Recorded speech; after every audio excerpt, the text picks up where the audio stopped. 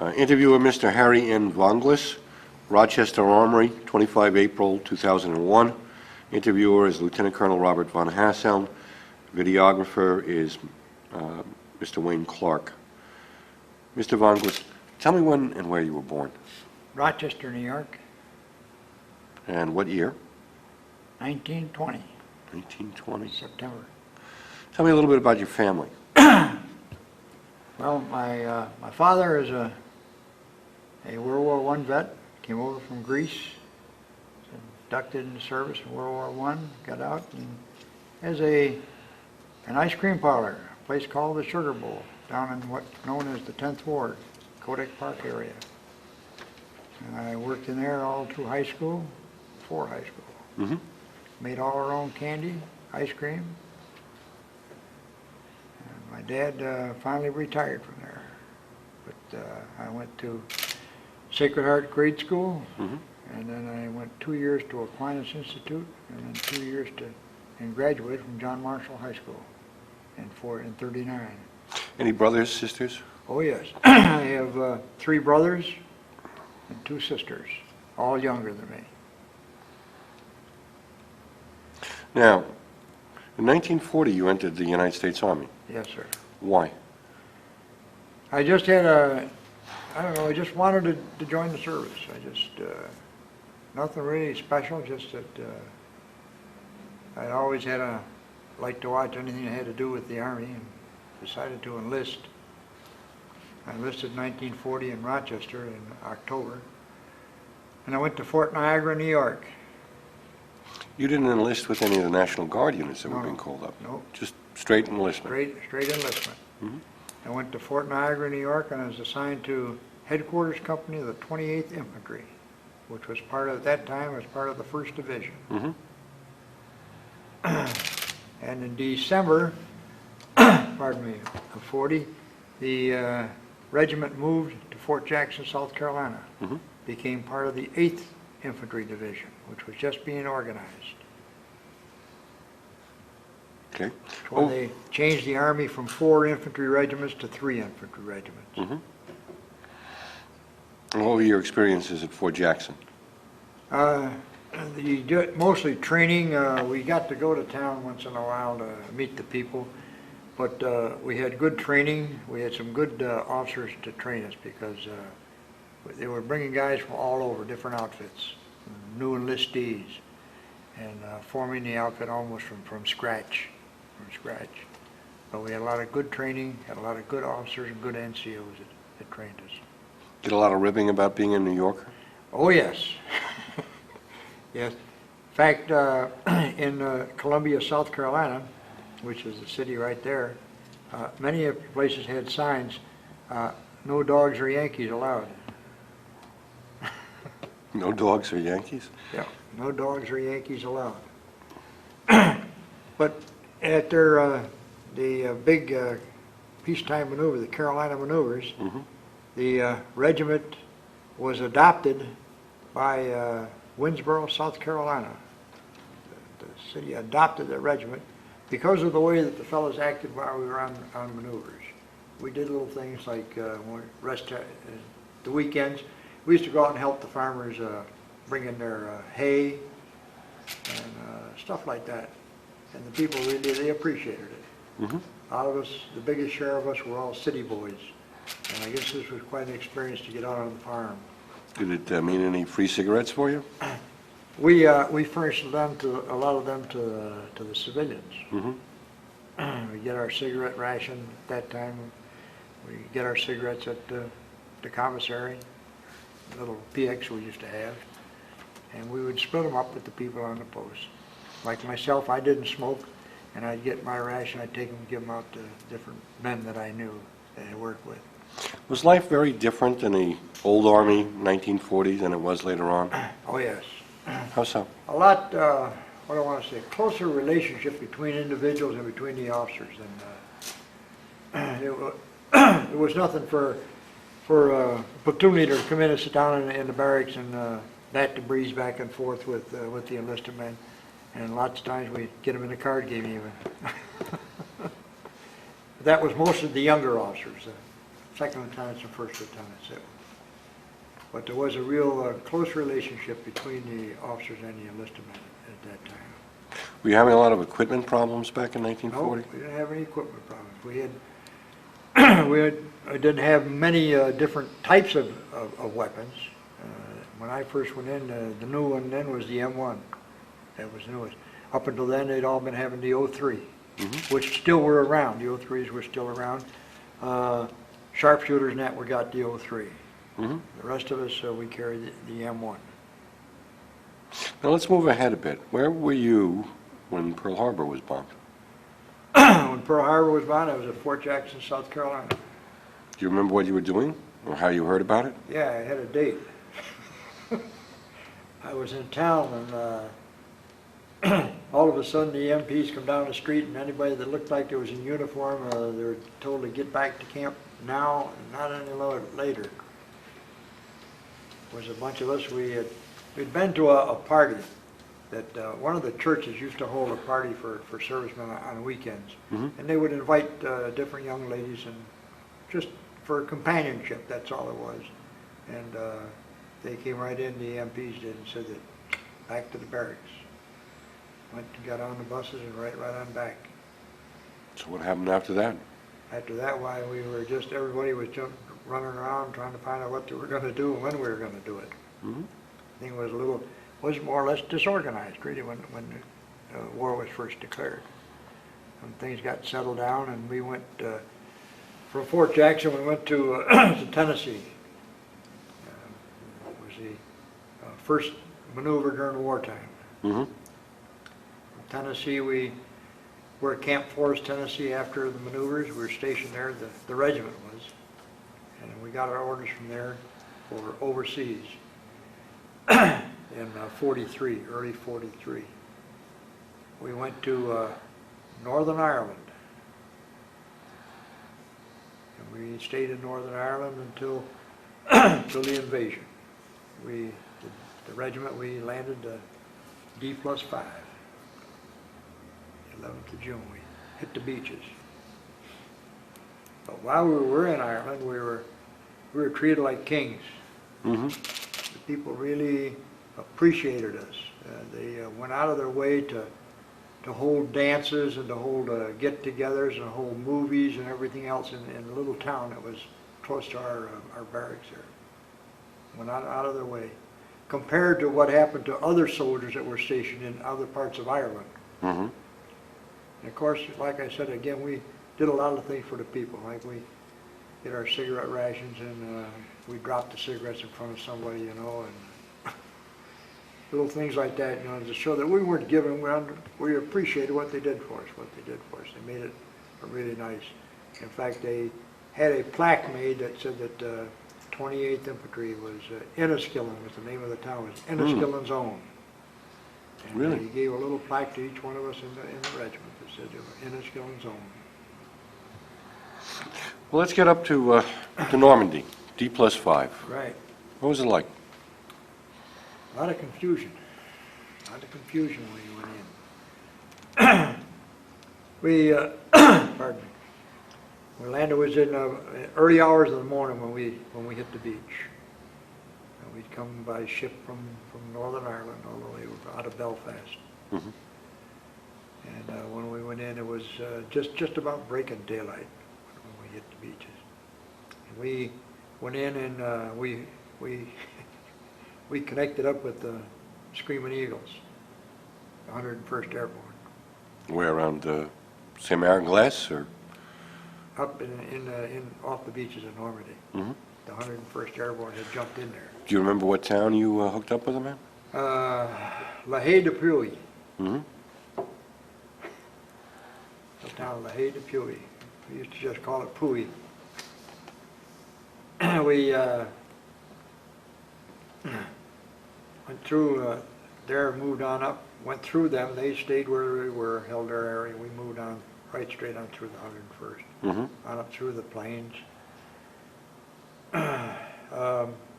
We didn't meet too many civilians at first. When we first come up off the beaches and that. But later on, as we got up into the flatlands, plains of France there, on a Normandy way.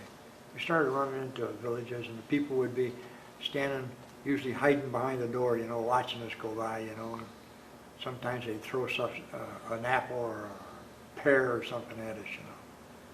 And then it got so that GIs were throwing cigarettes back to them. Especially us fellows that didn't smoke.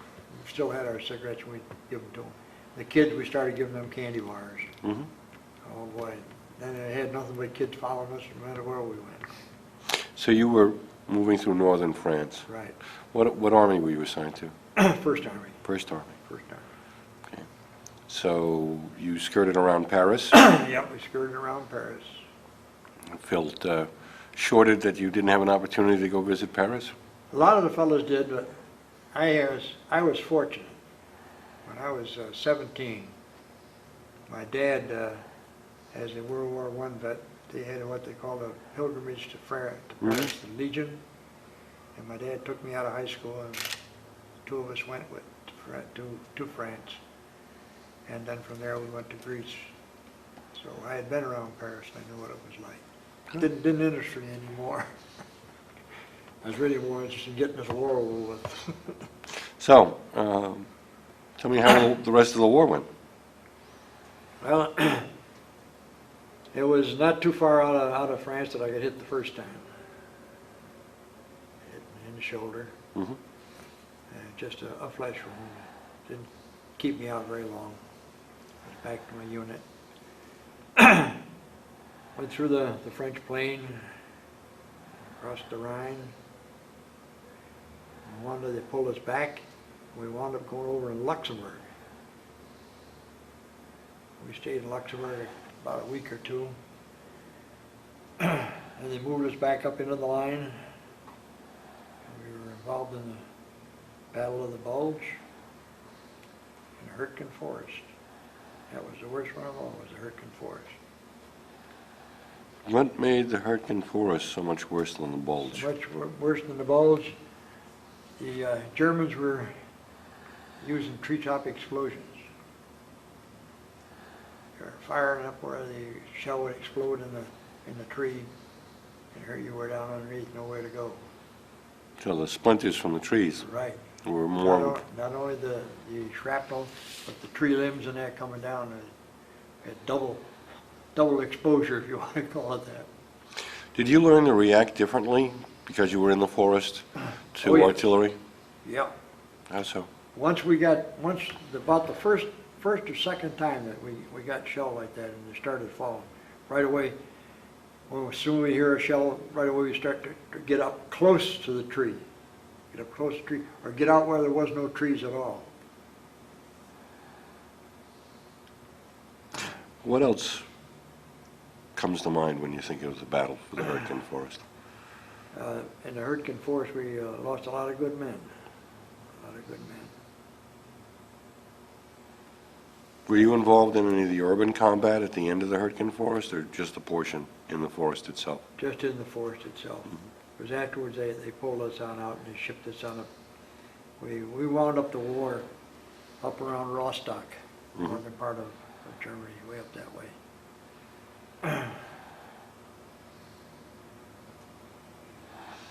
Well, you know, we have a lot of different periods to cover here, so Right. let me ask you if you had anything else you wanted to talk about in terms of Northern Europe and World War II. Otherwise, we'll be coming back to it later. Well, before we got to Rostock, I got hit the second time.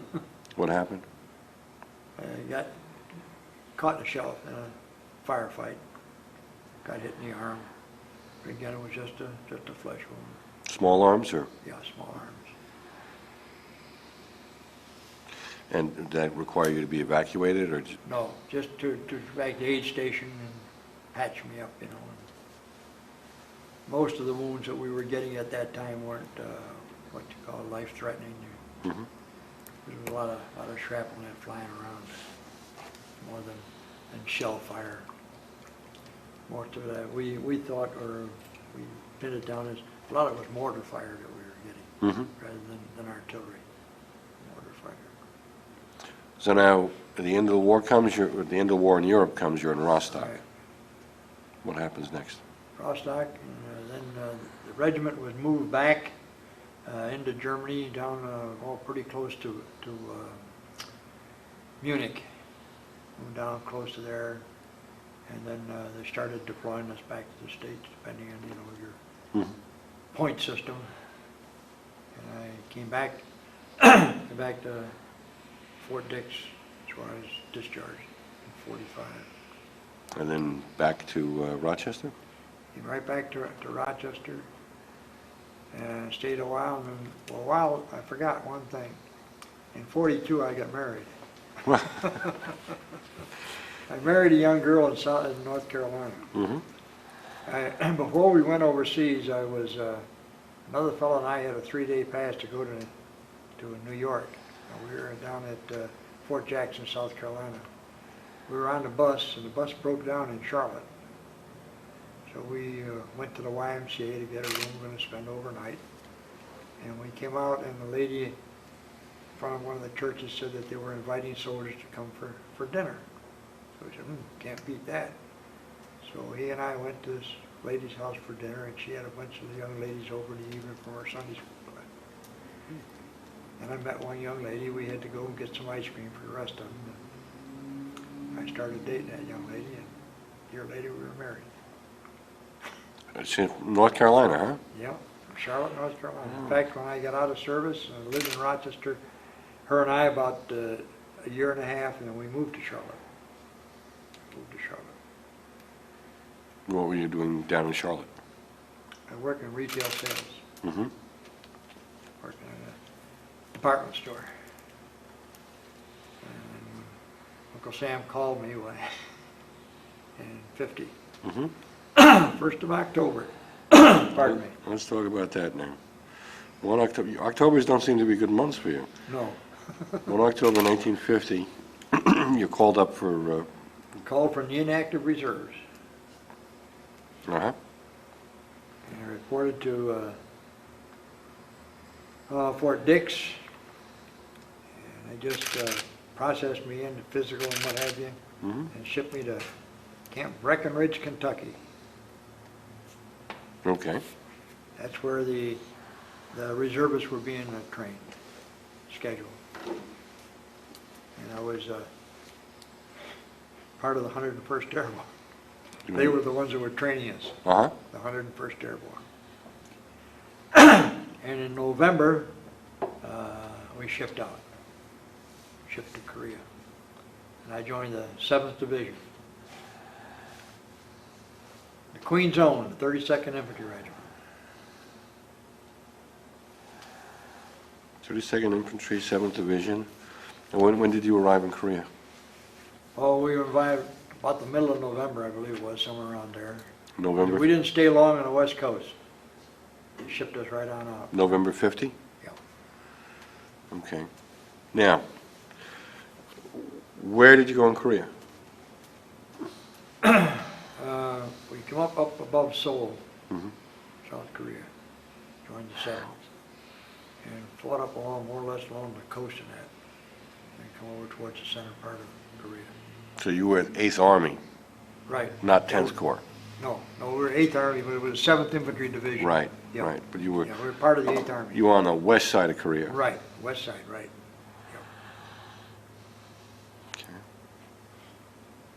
Now, the main Chinese counterattacks first fell in the east side. Right. What was going on with you with the 7th Division at that time? We more or less just, like police do, just going out and see what, take a patrol out, go down the street, go across the field, see if there was any activity, see if we could find anybody around. And when did you first start to withdraw? You had to start pulling back because Yeah, of... it was, we were maybe about 6 or 7 months, I guess we were there when we started pulling back. Okay. What happened then? And then we got provided, they shipped us back up in another section. That's why they hit the first time. Or the third time? Third time, really. First time in Korea. What happened then? I got hit in the leg, And again, they just took me back to the hospital, kept me there about 2 days, and back to the unit. Unit was, we were hurting for personnel. We were really hurting bad. What were your duties at this point? I was an infantryman. Okay. I had a squad. Later on, I took over the platoon.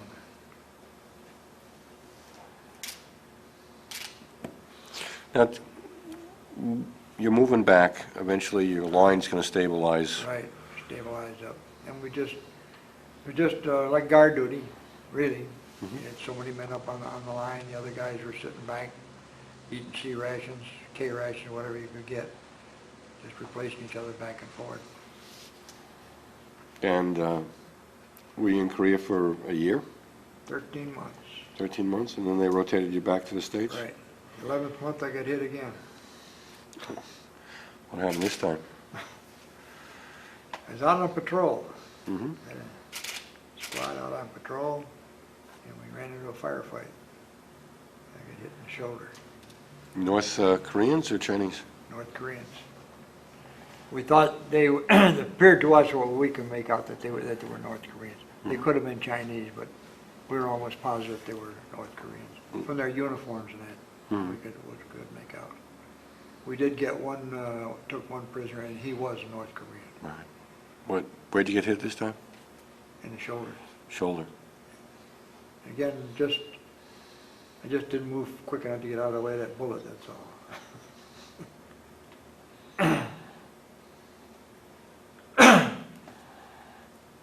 Okay.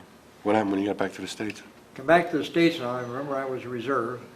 We'd been called up for 21 months or longer unless sooner released. I got back to Camp Stoneman, California, and we're waiting to see if they're going to turn us loose or when they're going to turn us. One morning there's a notice on the bulletin board for Sergeant Vonglis to report to room so-and-so at 1000 hours. Mm-hmm. I go down and knock on the door, and the boy says, "Come on in, Harry." I said, "Holy moly, who is this?" I go in, here's my first sergeant from World War II days. He was a sergeant major there of the replacement outfit. He said he happened to see my name on a roster, and he said, "You get a hold of me and see what we can talk up." So he said, what are you going to do now? I said, "Well, I'll probably go back home and try to start over again." He said, he says, "You got almost 5, 6 years in. You ever thought about staying in?" I said, "Well, I don't know." He said, "Call your wife and find out what she thinks about it." So I did. She left it up to me. So I went to see him the next day, and he said, "I got a good assignment for you." Well, when you hear that, you start saying, yeah, I know. Heard this story before. He said, "But I really have, Harry." I said, "Yeah, what is it?" He said, "Go home, pick up your wife and your daughter, go to New York, Bremerhaven, and go to Salzburg, Austria." And I said, "Come on, Sarge, what's the catch? What's the catch?" He says, "They just changed the tour of duty from 4 years to 3 years. And they're missing about 50% of their NCOs. So I talked it over with my wife, and we decided we'd go. Went to Salzburg, Austria, and this is one time that I wasn't in the infantry. Mm-hmm. I was assigned to the Adjutant General section. Took care of making out all the orders at the order section, all civilians. Mm-hmm. And I was there for almost 4 years. I had a son born there. And when I came back, right back to my old stomping grounds, Fort Benning, Georgia. Back to the infantry school. What did you do at the infantry school? I was an instructor in weapons. Heavy, Weapons light department. weapons? Light weapons, rifles, Mm-hmm. mortars, nothing on the heavy weapons. And how long were you doing that? I was there until they shipped me to Vietnam. Which year was that? 61 I went to Nam. Got promoted while I was there, made master. Mm-hmm. Must have been pretty good duty, Benning in the 50s. Oh, yes, real good duty. Yeah. And, How- and in 61, Mm-hmm. the, pardon me, Special Forces were screaming for people to come over to instruct the South Vietnamese in the use of our weapons. Now, we're talking M1s, O3s, that was the weapons that they had that we had sent over to them. Yeah. And the Special Forces wanted people that could teach them and instruct them on how to use them. So they picked, there was, the crew that went, there was 13 of us. 6 of us were weapons men, 6 were communicators, and we had 1 repairman. And we thought that it was going to be like a school. I being a ranking master, I reported into a captain there, Captain Rogers was his name, Special Forces. What was his first name? John. Go ahead, I'm sorry. He sat there at his desk with his feet up on the desk, you know, spit shine boots on there and Seoul. And I said, yes, sir. No, that's Seoul, in Korea. And he said, oh, he says, you're from the infantry school. I says, yes, sir. I got your assignments all ready for you. So they assigned a weapons man and a communicator to a regiment in the field. And that's where I spent 13 months, down in the Mekong Delta. What was that like? My duty, the sergeant that I had with me, the communicator, we really hit it lucky compared to, after we come back together, all of us, compared to what some of the other fellows run into. We run into a regiment there that thought, I guess, that we were little gods or something, I don't know what, but we went with them on patrol and everything else. But we couldn't have got hit when we were on patrol if we'd wanted to get hit. There was enough of them around us that protected us. They were, Mm-hmm. it was an outfit that I want to say that appreciated us, what we were doing for them, how we were helping them. They used to go into villages and they'd get special food out, bring it out to us, the 2 of us. And it was really, it was enjoyable, really, except for, well, the fighting and seeing guys getting hit and what have you. But it was a real enjoyment. And I'm always reminded, when I came back to the States, came back to Benning as an instructor, I was instructing a class of Vietnamese officers. Mm-hmm. And I come into the classroom one morning, and all of a sudden the guy says, Sergeant Vonglis. Oh my goodness, I turned around and looked. Here's a young fellow that was a sergeant in the South Vietnamese Army and had been sent to officer candidate school. And he and I had been together in the same regiment. And we had quite a long talk, and he told all of the guys there that, boy, I says, you should have seen these 2 sergeants that we had, boy, oh boy. But made you feel good, you know, that you were really appreciated by some people that you went to help. Mm-hmm. They appreciated that being helped by them. Now, after your tour in Vietnam, came back to the Old infantry school. Benning School for Boys? Okay. Came right back to Benning. Back to the infantry school? Infantry school, Weapons department again? right? Same place. And any changes you noticed at that time? No, they're about the same. We had more instructors that had been in combat. Mm-hmm. More instructors that had been in combat, and the biggest share of them had been in either Korea or Nam. Very few of the World War II well, not too many of them really are still on active duty. A few, but we had a lot of Korean and Vietnam vets that were instructors there in school. And is Benning where you finished out your... That's where I retired from. Retired at Fort Benning. No, I take it back. I spent 6 months in Germany. They sent me to Germany. Commanding officer said, we can't keep you here. He said, all these years. He said, we'll have to send you overseas one more time. So I went and I spent 6 months in Germany. with my family and came back and retired. 65, December 65. What have you been doing since?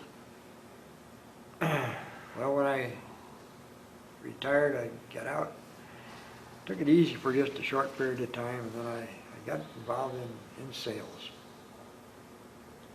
What kind of sales? I worked in a hardware store mostly. Mm-hmm. I never got back into the ice cream business again. Mm-hmm. After my dad retired, sold out the place, I never got back into it. I still eat my share of ice cream. But I was in retail sales. Mm-hmm. Short period of time, I lived in Florida. I managed an apartment complex for only just a couple of months. And I didn't care too much for Florida. Mm. I came back up home. Well, my first wife had passed away in 62. Sorry. I cried. And I worked for a short period of time in Mount Morris on at the health-related facility, which is for elderly people, Mm-hmm. as an electrician. And I met my present wife. When did you remarry? 76. She used to steal my tools. When I was working on the second floor, she was a nurse. Mm-hmm. And every time I was up there, either a pair of pliers or screwdriver would be missing. And I'd always find them at the nurse's station. So I decided, by golly, I gotta find out what's happening here. So I left a pair of pliers on the floor right by the room I was working in, and I went to the room right across the way that was vacant. Pretty soon here comes this young lady along, grabs the tools with a big smile on her face and heads for the nurse's station. Right along behind her. A year later, we were married. Why was she taking the tools? She's trying to get my attention, I think.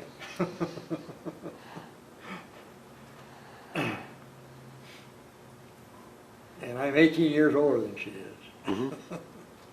But she says that doesn't make any difference, and it doesn't. She had, pardon me, 3 children. She had a daughter that was, a year after her and I were going together and got married. And I gave her away. Her husband had nothing to do with her. Mm. She had a boy that was just graduating from high school, and she had one boy in grade school, and I adopted the boy in grade school. And he's still, he's married now, and I have a grandson. Congratulations. And we been close as a family, real close. And my family has gotten into the same thing, close to us. Most of my family now, my brothers and sisters are all out in California, but I have one sister that lives in Dansville, Mm-hmm. and we get together quite a bit. In fact, my son, by my first marriage, lives in Georgia, and I have a grandson who's now in service at Fort Campbell, Kentucky. And what does he do? He's an infantryman. And the last time we talked, I guess he's going to make it a career. He got promoted. He's been in just a little over a year. He just got promoted to corporal. 101st? 101? No, he's taking training there. Mm-hmm. He was originally stationed at Fort Benning when he went in, when he enlisted. But he's taking airborne training and air assault training. Right. And he has not been assigned actually to a regular unit as yet. He's married, and I have a great-granddaughter. But he keeps telling me he's got to keep the Vonglis name in the Army. Uh-huh. Guess you got a point there. He's a fine young boy, young man. I met his company commander and his platoon sergeant and first sergeant. I went down there, and they all speak highly of him, that he's really got the incentive to get ahead, Mm-hmm. get ahead. And like I told him, that's 50%. If you don't like it, get out. Because you'll become the most miserable person in the world if you don't like it in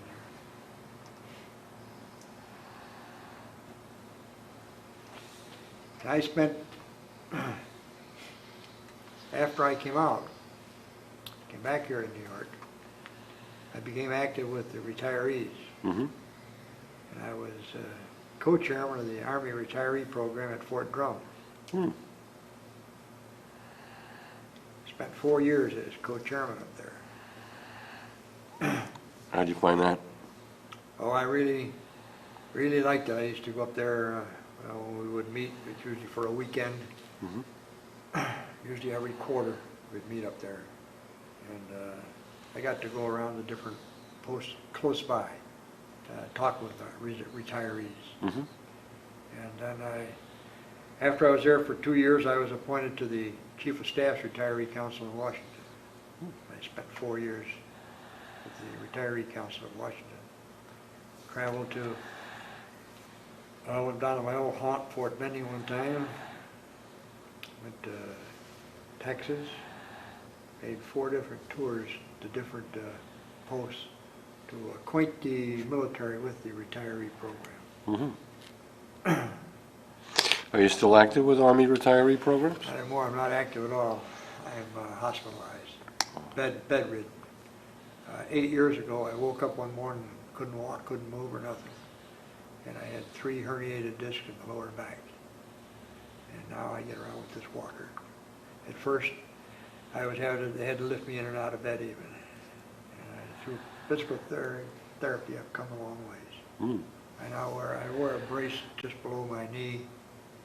Gives me a, see, I have no use of my feet. I can't move my feet other than move the whole leg, and with this walker.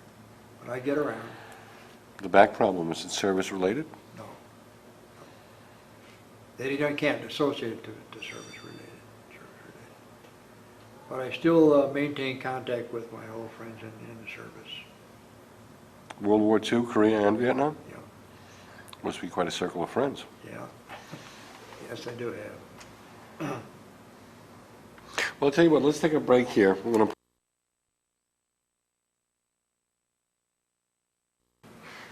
Tape 2, interview with Mr. Harry in Vonglis on 25 April 2001, talking about Fort Niagara. First Sergeant Priest, was from World War I days, German descent. Saw the name, he says, you're a Greek, aren't you? And I said, I'm Greek descent, yes. Well, he says, I got a good job for you. He said, all Greeks are cooks. So I'm going to send you to the mess hall. I said, no, Sarge. But I did spend about a month in the mess hall, and then finally I went back to straight duties. What were you doing in the mess hall? I was ordering rations and what have you, and making sure to get put away in that. Never did any cooking. Well, let's stick on Fort Niagara for a few minutes, because friends of mine, colleagues, other historians, are trying to restore Fort Niagara, and part of the history is World War II and the pre-war period. What was Fort Niagara like in those days?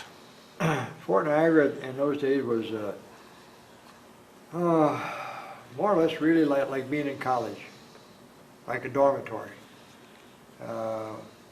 We had recruits instruction, going out and doing close order drill, going in classrooms and learning military justice and what have you. But the main duty then was just guard duty. Was guard duty. And parades. Every time we turned around, they were having a parade in Niagara Falls, and they follow the whole regiment out and would parade in Niagara Falls. Mm-hmm. So much of your day was spent with basic soldiering kind of things? Basic soldiering. A lot.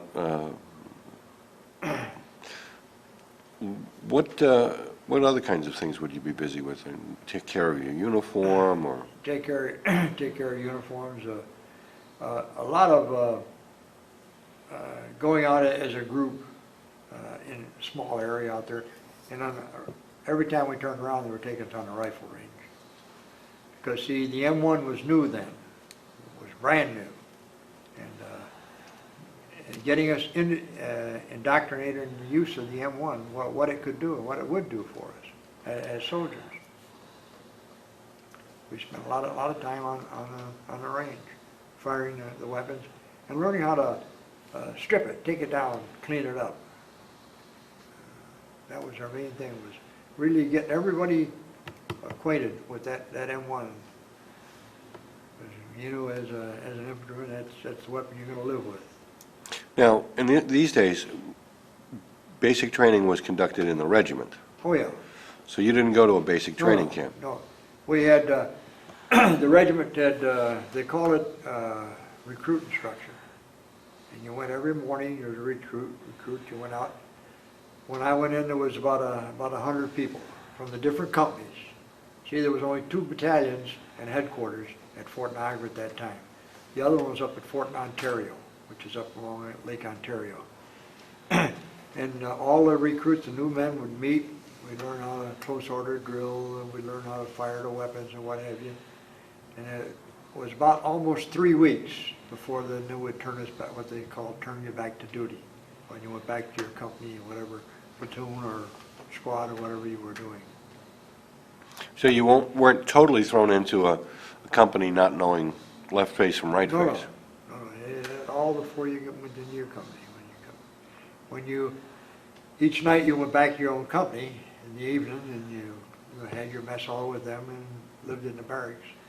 But you didn't, no formations with your company until after you'd finished recruit instruction. Now, how did the old hands treat you?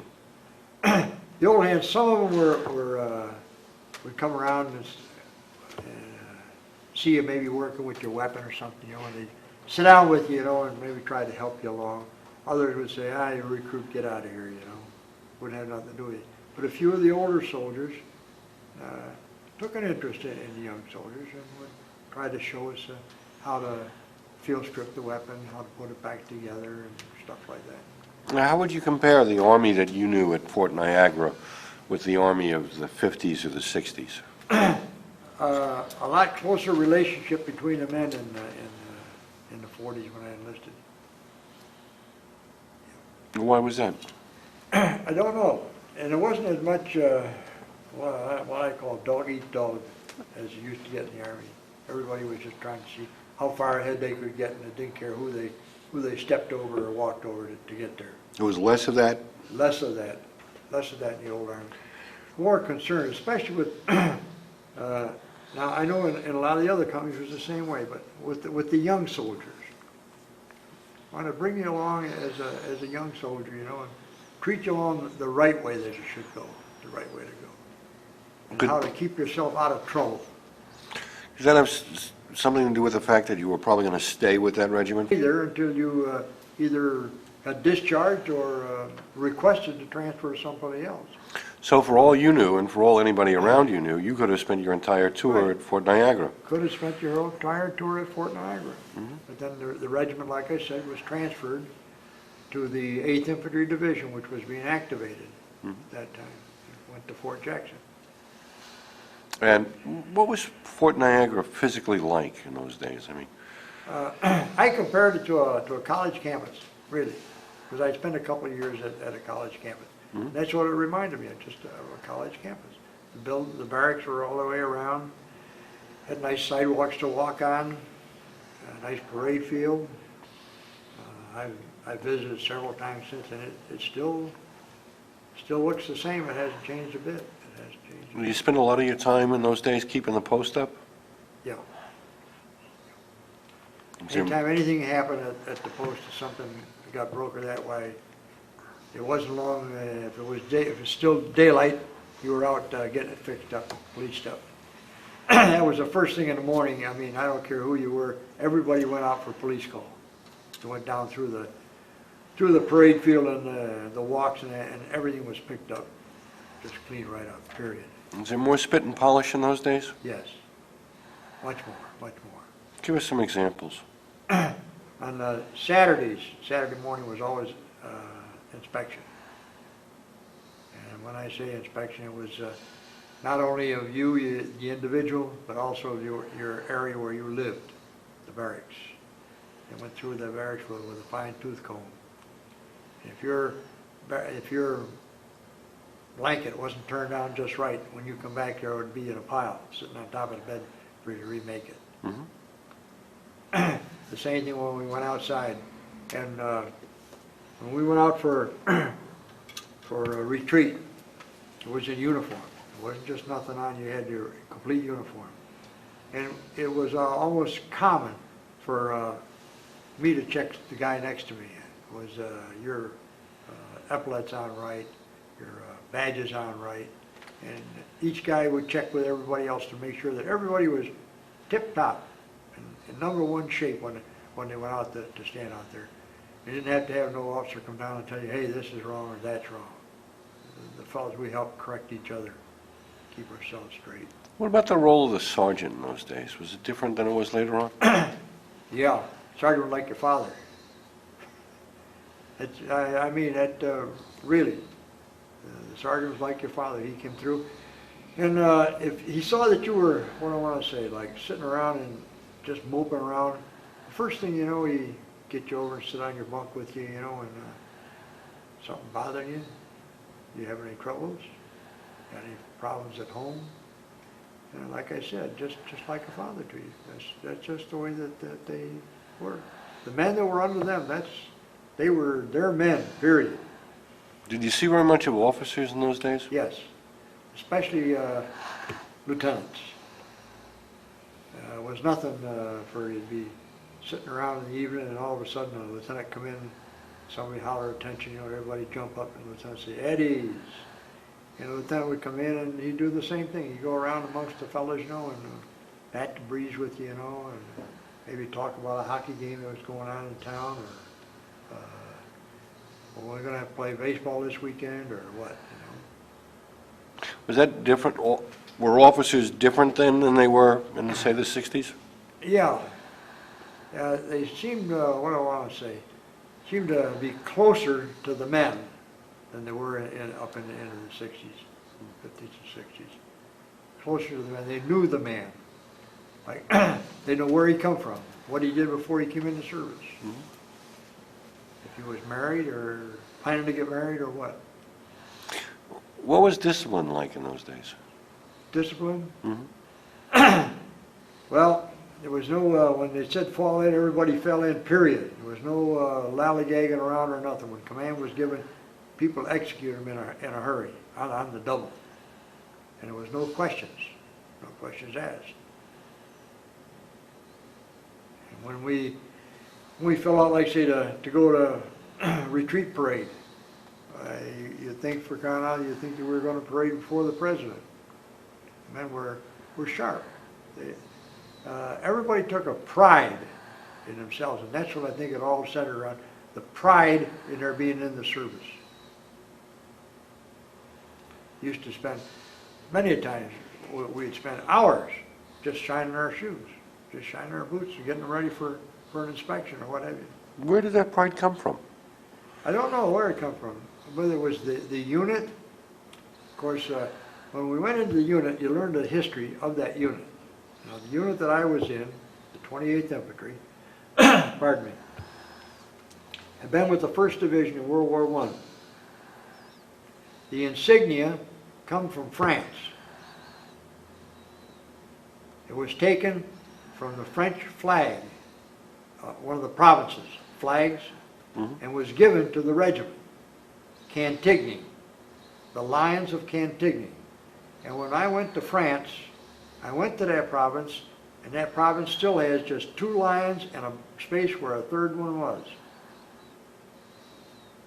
And that's where it goes back to that the people were proud of the fact that they were in an outfit that had seen so much service and had been recognized as such. The 28th Infantry also, we paraded and formed security line when President Roosevelt visited Niagara Falls. Mm-hmm. Tell me about that.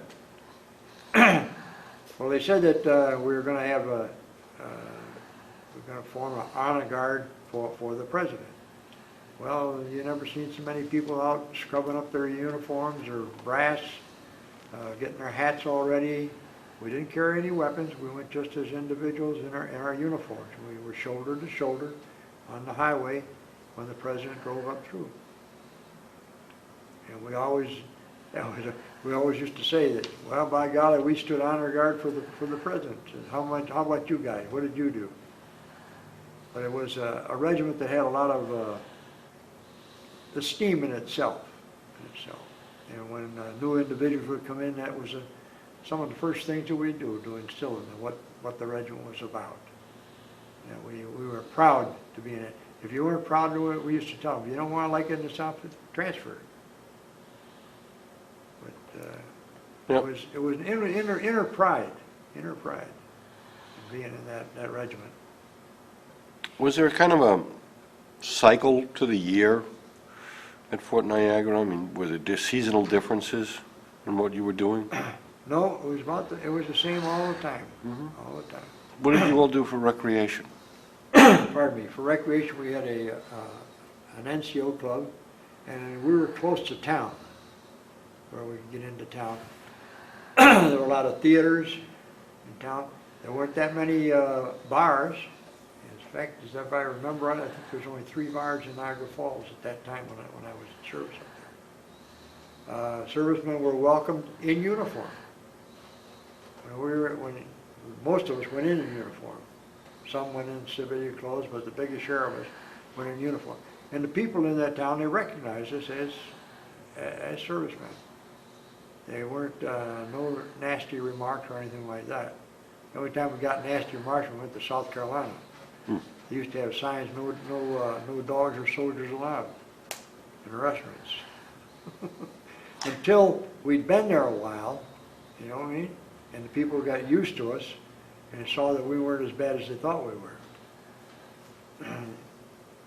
In South Carolina, we became one of the towns that adopted the regiment, because during the maneuver time, why we did things for the people on the farms and that. So relationship was pretty good between Fort Niagara and the community? Yes. Yeah, Fort Niagara was a good relationship, good relationship. In fact, when we left, the whole railroad yard and the highway down all the way through was all lined with people. When we left. We left on a Sunday. We marched down and boarded the train and left, and the people were just hollering and screaming when we left. They really hated to leave us, hated for us to leave. Well, let's move ahead then. We talked some about World War II. Didn't talk too much yet about Korea. What stands out in your mind the most about Korea? Well, the thing that stands out most was that it was so hard to get to a talking relationship with the Korean people. Like they were afraid, you know, that we would leave and the North Koreans would come in and then they would really catch holy hell. That was you could, in talking with them, that was their biggest concern, was, you know, that we would leave and then and the North Koreans would just about murder them because they had associated with the Allied forces. Well, after a period of time, they got to, more or less, they got to where they would trust us. Mm-hmm. And that was the biggest thing, was overcoming that fear of the Allied forces. And once they did, well, then we had a good relationship with them, especially once we had the Katusa soldiers with us. Mm-hmm. That made a big difference. That helped to ease the tension between the military and the civilians when we had the Katusas with us. We had some fine Katusa soldiers with us too. And those are Korean augmentees Right. to the United States Army. United States Army. But they were really, some of them were real fine, turned out to be real fine soldiers, real fine soldiers. Yeah, what were combat operations like in Korea? Combat operations were, so many times we were in land that we didn't know about, and we were not that familiar with, But after we'd been there a while and had moved out of the different areas, we came to be able to hold our own against the Koreans. But they were not so much of a, what I want to say, a stand-up force. They were more on a guerrilla warfare stuff. Hmm. Hit and miss, hit and run. once in a great while, we'd be able to really pin them down into a firefight. And that was the end of them then. But we had a lot of, what do I want to say, in the outfit that I was with, the 32nd Infantry on the 7th Division, they were old, a lot of them were old career soldiers. And it was a lot different. And later on, when we got so many replacements in, you know, and they weren't as cognizant of what we were doing or how we were doing it. Mm-hmm. We had to gradually, you know, train them, teach them. And I found out myself in Korea that a lot of the replacements we got, they resented the fact that they were there. And it made it hard on them and it hard on us in trying to get them indoctrinated and knowing what to do, due to the fact that they had that resentment. Mm-hmm. And then we had others that, boy, I tell you, they were just couldn't wait to get going, couldn't wait to get going. And usually the soldiers that resented that fact, after a while, after a time, especially when they would see a buddy or two get hit or get killed, why, they would start to really to mellow in and start to fit in, into the situation. But at first, we had so many young soldiers coming over, you know, that boy just hated the fact that they were there. And we had to sort of overcome it. They wanted like our old sergeant said, we got to baby them along. Baby them along. So, but a lot of them turned out to be real good soldiers. Real good soldiers. Proud of them. Proud to serve with them somehow. Have you ever heard the term the forgotten war used? Oh, yes. What do you think of that?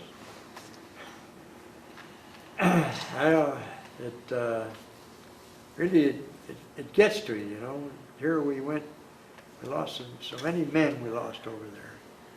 And men sacrificed their time, parts of their lives, and they just forgot all about it. It never happened. Well, actually, if you want to really go back down to it, the only time the soldiers really appreciate it when there's a shooting war and when our country is involved in it. See, we weren't involved in Korea other than furnishing troops. And people, there's still even people today that resent the military. Because I think it is because they associate the military, and so many countries received where the military became so strong that they just took over. Mm-hmm. And I think that a lot of Americans figured that could happen to us. And I don't think it ever could, because of the way that our people are. The way that our people are educated and brought up. But it always got to me when I used to, places where, in the States here, places that would say, well, like I told you, down in South Carolina, when we first went down there, soldiers and dollars not allowed. But later on, they came to find out that we weren't as bad as they thought we were. And later on, when, like I said, our regiment was adopted by one town. And the people, now you go down south and it's a entirely different attitude, the way that people look at soldiers. Mm-hmm. And of course, a lot of the animosity against soldiers was created by the soldiers themselves, the way that they acted. When you were in Vietnam, it was very early on in our involvement in the conflict. You see any signs at that time that indicated that Vietnam would become the problem it would? Yes. How so? There wasn't any, what I want to call, real relationship or passing of ideas between the Vietnamese and our American forces. We were there, and they just put up with us. Mm-hmm. They didn't really, until later on, later years, I understand, before they really, what do you want to say, accepted us. At first, they were afraid of the North Vietnamese, and they didn't know whether we, as Americans and as Allied forces, would be able to keep the North Vietnamese from coming down and taking over all of South Vietnam. Mhm. And later on, as they found out that we were strong enough that we could resist and that we would be able to protect them. And that's what they were looking for, the South Vietnamese, someone to protect them from the North Vietnamese. What did you think of all that came afterwards, the anti-war demonstrations and Tet and us withdrawing? I don't have use for people that are, there's demonstrations like this. It's uncalled for. It's uncalled for. They just stop to think. Just stop to think. I've been involved in, like I said, when I was down south there in the first World War II, where soldiers weren't wanted any place. Until afterwards, like I said, they got to know us, Mm-hmm. and that we weren't as bad as they thought or had been told that we were. But any demonstrations like that, just I try to keep away from because I'm afraid if I see them and got involved with them, I would be in real trouble, Because I believe in my country, right or wrong. I still believe in my country. If there was something you'd want civilians or school children to know about the Army based on your number of years in it, what would it be? I'd like all of our youngsters to know that this country was won by men dying, by men that gave up their life, and men that put a lot of time and a lot of out there protecting this country, and making it safe for them to grow up as youngsters. That not that we have to, but we should honor our soldiers. Just respect them. You don't have to go around hugging them and patting them on the back, but just respect them for what they're doing.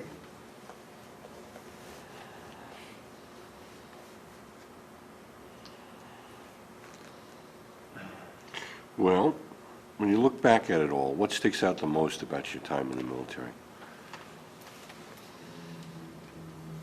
I guess one of the things is the comradeship that you develop, especially when you're in combat.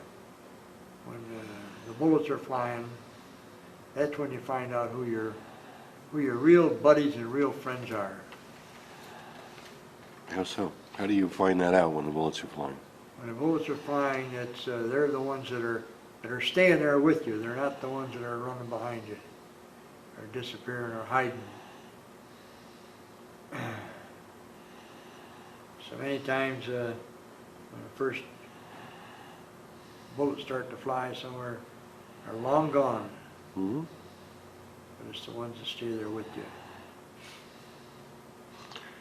Now, I have a case of my own. When I went into World War II, I was at Fort Niagara, and I'd only been in about not quite a week, and a young soldier had been in about almost a month. Was from Rochester area. He's a Belgian. His folks were Belgian. A fellow by the name of Jerome A. Willie. Mm-hmm. And he started showing me a few little things about how your bunk should be made, and how your clothes should be in the wall locker, and how they should be hung up, and that. Little things, that I was learning gradually. But we became real close friends. Became real close. In fact, we used to date two girls together. Mm-hmm. And several times we would come back while we were still at Fort Niagara. We came back to Rochester, and he lived in Brighton, it's the suburbs. And but we'd always get together, his family, and then we'd come to my family, and my folks got to know him real well. When we went overseas, he had one platoon and I had another platoon, and we come up off the beaches, and my platoon had been going all night long. And we were a little dog, and Jerry told the company commander, he says, my platoon, we've been sitting on our dead ass all night long. He says, we're going to go and take Harry's place up on the line. And he said, that's all right, if that's what you want to do. So he moved up on the line, And about 2 hours later, they got into a firefight. Jerry got hit. And it would have been my place. She'd taken my place. Got hit. Was evacuated back. Got hit bad with shrapnel. Was discharged as totally disabled. And we, even until today, we still have maintained contact with each other.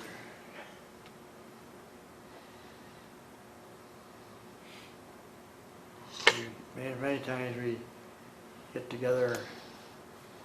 When I go to Rochester, I usually look him up. And if he comes out this way, he'll look me up. We sit down and have a beer and get talking about old times together, you know. But, yeah, he was totally lost almost half his stomach. Discharged. He's married now. He has 2 children. But a real trooper. Yeah, we always remember each other. Never miss a holiday. We always, back when, pardon me, when I got married this time, he was there at the wedding, he and his wife both. But it's something that when you're in combat and the old shells are flying around you, it does something to you with the fellow that's sitting right next to you, laying there in that foxhole alongside of you. Something you don't forget.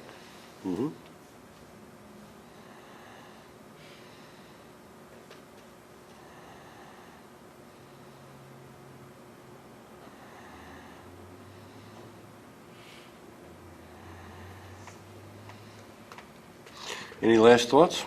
Pardon? Any last comments or thoughts? No, I don't regret a day of my service. I had a lot of good experiences and a lot of heartaches. A lot of heartaches, but I enjoyed it. And I, like my grandson, he keeps asking me. He's in service now. And talking with him, he's been in a little over a year now, almost about pretty close to 2 years. And he's going to make a career out of it. And he's talking to me about it. And I tell him, well, it's just what you make of it. It's what you make of it. You can either make it or break it. Absolutely. Where you want to go. He said, well, he said, tell me this, tell me that. And I said, you find out as you go along. Just don't get your nose up in the air. Be willing to learn. And he likes to, he and I like to get together, sit down, and just bat the breeze around about what they do now and what I used to do back in the old days. To come to any particular conclusions? Or?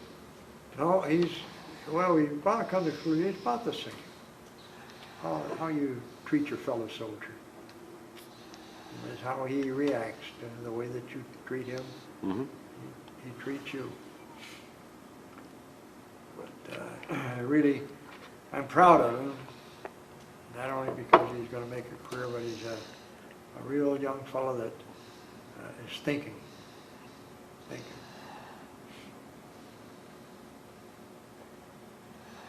The funny part about it is, took his basic at Fort Benning.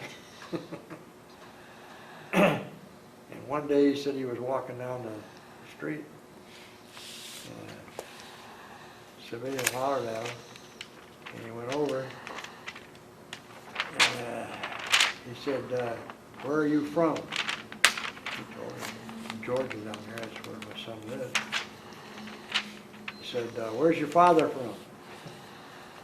He said, how about your grandfather? Come to find out, this is a fellow that I had served at Benning, and he was an instructor, civilian. And he was still there at Benning as a civilian instructor. So he saw the name Yeah. on it.